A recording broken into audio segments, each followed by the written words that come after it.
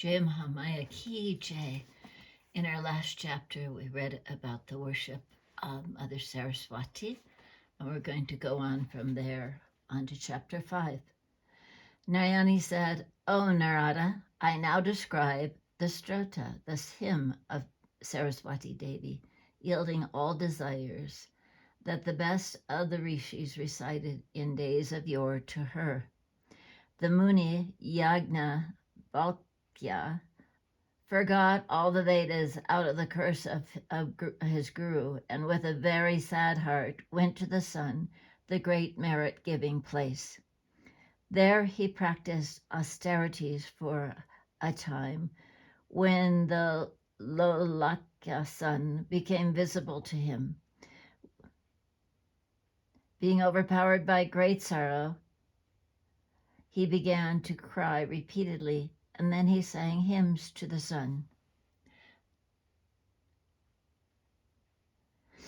Then Bhagavan Surya Deva, the sun, became pleased and taught him all the Vedas with all the limbs, and said, O child, now sing hymns to Saraswati Devi that you get back your memory. Thus saying, the sun disappeared. The Muni Yajnavalkya finished his bath, and with his heart full of devotion began to sing hymns to the Vagdevi, the goddess of speech, Mother Saraswati. The Muni said, Mother, have mercy on me. By Guru's curse, my memory is lost. I am now void of learning and have become powerless. Any sorrow knows no bounds. My sorrow knows no bounds. Give me knowledge, learning, memory, power to impart knowledge to disciples, power to compose books, and also good disciples endowed with genius and ready wit, so that in the council of good and learned men, my intelligence and power of argument and judgment be fully known. Whatever I lost by bad luck, let all that come back to my heart and be renewed, as if the sprouts come again out of the heaps of ashes. O Mother, thou art the nature of Brahma, superior to all. Thou art the nature of light, eternal. Thou art the presiding deity of all the branches of learning. So I bow down again and again to thee, O Mother.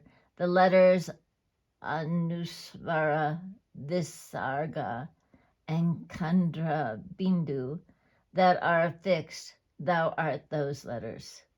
So obeisance to thee, O Mother. Thou art the exposition of the sastras. Thou art the presiding deity of all the expositions and annotations. Without thee, no mathematician can count anything. So thou art the numbers to count time. Thou art the Shakti by which Siddhanta's definite conclusions are arrived at. Thus thou dost remove the error of men. So again and again, obeisance to thee, O Mother. Thou art the Shakti, memory, knowledge, intelligence, and imagination. So I bow down again and again to thee, O Mother. To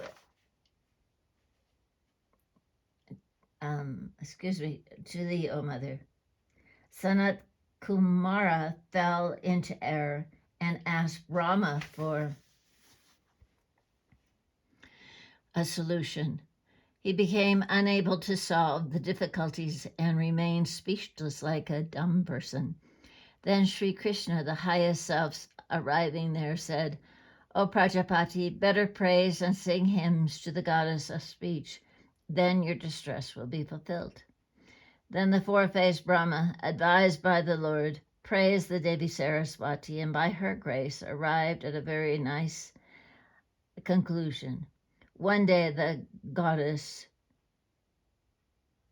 of earth questioned one doubt of her to Ananta Devi, when he, being able to answer Ananta Deva, when he, being unable to answer, remained silent like a dumb person. At last he became afraid, and advised by Kasyapa, praised the Mother Saraswati, when he resolved the doubt and came to a definite conclusion. Vedavyasa once went to Valmiki and asked him about some sutras of the Puranas. When the Muni Valmiki got confounded and remembered the Mother Saraswati, the Mother of the world, when by thy grace the light flashed within him and his error vanished. Thereby he became able to solve the question. Then Vedavyasa, born of the parts of Sri Krishna, heard about the Purana Sutras from Valmiki's mouth and came to know about thy glory. He then went to Puskara Tirtha and became engaged in worshipping thee, the giver of peace, for 100 years. Then thou didst become pleased and granted him the boon, and when he ascended to the rank of the Kavindras, Indra amongst the poets. He then made the classifications of the Vedas and composed the 18 Puranas. When Sadashiva was questioned on some spiritual knowledge by Mahendra, he thought of thee, the giver of peace, for 100 years. About Sabda Sastra, scriptures on sound, he became unable to give any answer. So he went to Pushkara Tirtha and worshipped the Mother Saraswati for 1,000 years according to the Deva measure, and he became afterwards able to give instruction to Sabda Sastra for 1,000 divine years to Mahendra. O Mother, those munis that give education to their disciples, or those commence their own studies, remember thee before they commence their works, respectively. The Munindras, Manas, men, Deitas, immortals, Brahma, Vishnu, Mahesh, all worship thee and sing hymns to thee. Vishnu ultimately becomes inert when he goes on praising thee by his 1,000 mouths. So Mahadeva becomes when he praises by his 5 mouths, and so Brahma by his 4 mouths. When great personages so desist, then what to speak of me, who is an ordinary mortal having 1 mouth only? Thus saying, the Maharishi Yajnavalkya, who had observed fasting, bowed down to the Devi Saraswati with great devotion and began to cry frequently.